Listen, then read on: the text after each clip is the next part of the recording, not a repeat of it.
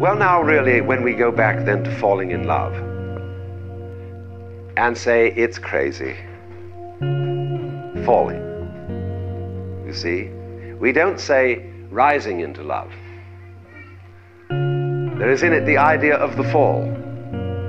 And it goes back, as a matter of fact, to extremely fundamental things. That there is always a curious tie at some point between the fall and the creation. Taking this ghastly risk is the condition of there being life. You see, for all, the life is an act of faith and an act of gamble. The moment you take a step, you do so on an act of faith, because you don't really know that the floor is not going to give under your feet. The moment you take a journey, what an act of faith. The moment you enter into any kind of human undertaking and relationship, what an act of faith. See, you've given yourself up. But this is the most powerful thing that can be done. Surrender. See, and love is an act of surrender to another person. Total abandonment. I give myself to you. Take me. Do anything you like with me. See? So, that's quite mad, because you see, it's letting things get out of control. All sensible people keep things in control. Watch it, watch it, watch it. Security, vigilance, watch it. Police, watch it. Guards, watch it. Who's going to watch the guards? So, actually, therefore, the course of wisdom, what is really sensible, is to let go, is to commit oneself, to give oneself up, and that's quite mad. So we come to the strange conclusion that in madness lies sanity.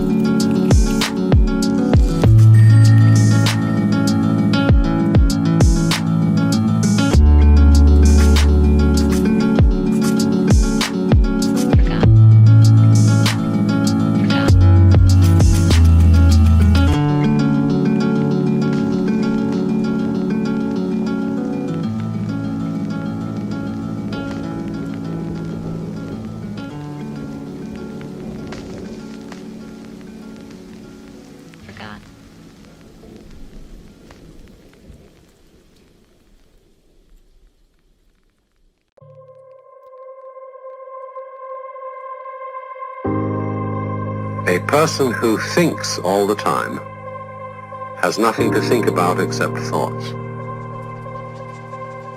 So, he loses touch with reality and lives in a world of illusions. By thoughts, I mean specifically chatter in the skull,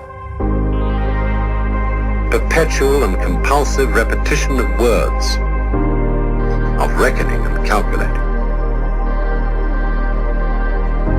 I'm not saying that thinking is bad.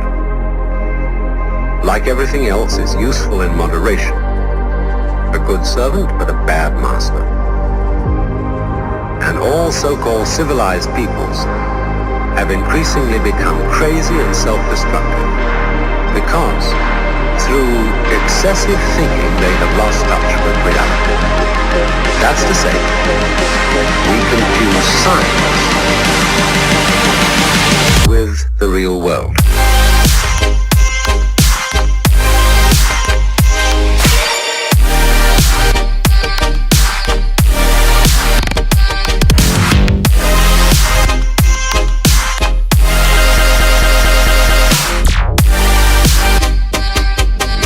This is the beginning of meditation.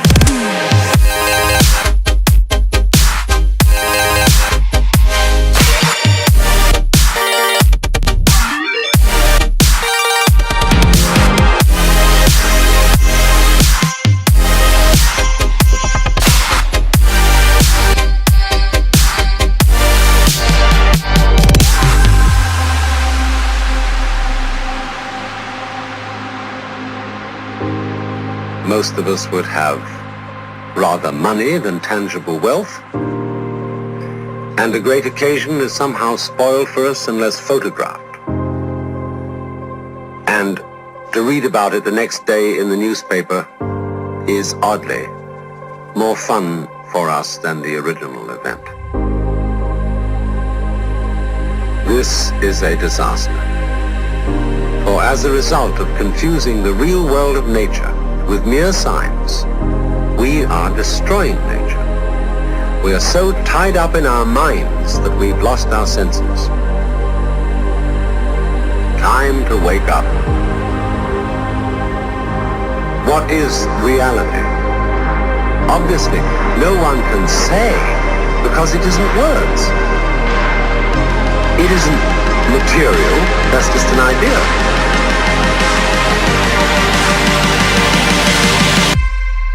Reality is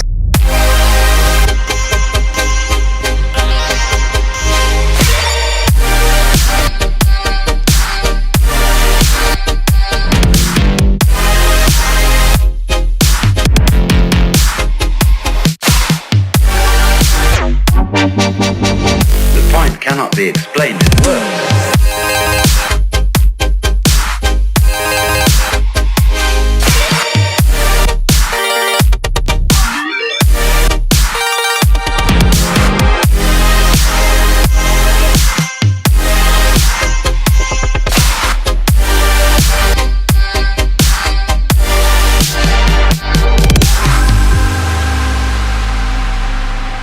I'm not trying to put you down. It's an expression of you as you are. One must live. We need to survive, to go on. We must go on.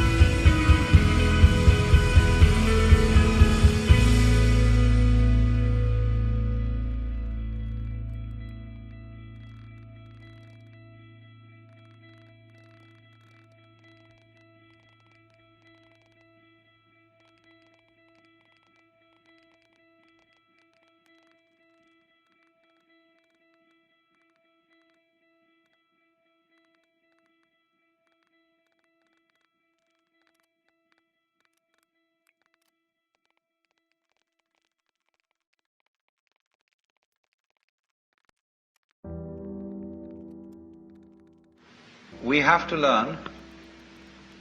We don't have to, you don't have to do anything. You don't have to go on living. But it's a great idea, it's a great thing, if you can learn what the Chinese call purposelessness. They think nature is purposeless. When we say something's purposeless, that's put down. There's no future in it. It's a washout. But when they hear the word purposeless, they think that's just great. When Chinese say nature is purposeless, this is a compliment. It's like watching wild geese fly and be hidden in the clouds. As watching a ship vanish behind a distant island.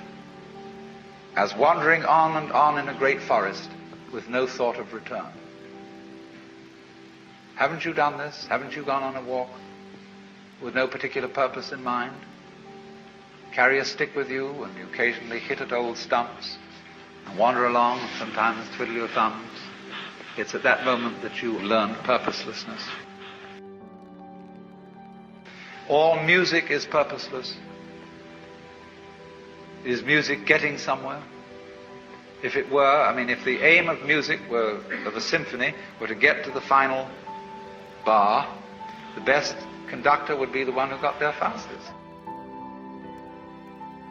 See, dancing, when you dance, do you aim to arrive at a particular place on the floor? Is that the idea of dancing? Huh? Well, it's exactly the same with our life. We think life has a purpose. Now, it's like the waves washing against the shore, going on and on and on forever with no meaning. Like the birds in the trees go, twee, twee, twee, twee, twee. What's it all about? Everybody tries to say, it's a mating call. It's purposeful, trying to get their mate, attract them with a song. That's why they have colors. Butterflies have eyes on them. Self-protection. Engineering view of the universe. Why do that? They say, well, it's because they need to survive. Oh, why survive? What's that for? Well, to survive. And they say, well, that's terribly serious. That's awfully important. We've got to keep on doing this. You pick up a pebble on the beach. Look at it. Beautiful. Don't try and get a sermon out of it. Just enjoy it. Enjoy the pebble. If you do that, you become healthy. You become able to be a loving, helpful human being. Here's the choice. Are you going to trust it or not? If you do trust it, you may get let down. And this it is yourself, your own nature, and all nature around you. There are going to be mistakes. But if you don't trust it at all, you're going to strangle yourself. To live, I must have faith. I must trust myself to the totally unknown. I must trust myself to a nature which doesn't have a boss.